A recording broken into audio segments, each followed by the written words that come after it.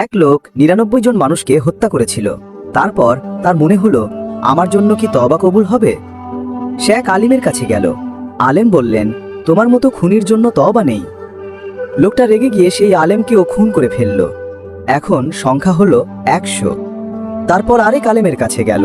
তিনি বললেন, তোমার আর আল্লাহর মাঝে কে দাঁড়াতে পারে? তুমি অমুক গ্রামে চলে যাও, সেখানে আল্লাহর নেক বান্দারা থাকেন। লোকটা সেই গ্রামের দিকে রওনা দিল। পথিমধ্যে তার মৃত্যু এসে গেল। তখন রহমতের ফেরেশতা আর আযাবের ফেরেশতা দুজনেই এলো। তারা ঝগড়া শুরু করলো, এ তো খুনি আমাদের না, এ তওবা করে ফিরছিল আমাদের। আল্লাহ আদেশ করলেন, ২ গ্রামের দূরত্ব মেপে দেখো, যেটার কাছাকাছি থাকবে সেটার হবে। মাপা হলো, সে নেক গ্রাম থেকে মাত্র ১ হাত দূরে ছিল। আল্লাহ তখন জমিনকে আদেশ করলেন, তোর দূরত্ব কমিয়ে দে। জমিন সংকুচিত হয়ে গেল। লোকটা জান্নাতি হয়ে গেল। নাবিজি বললেন, আল্লাহ তার জন্য জমিনকে গুটিয়ে দিয়েছিলেন।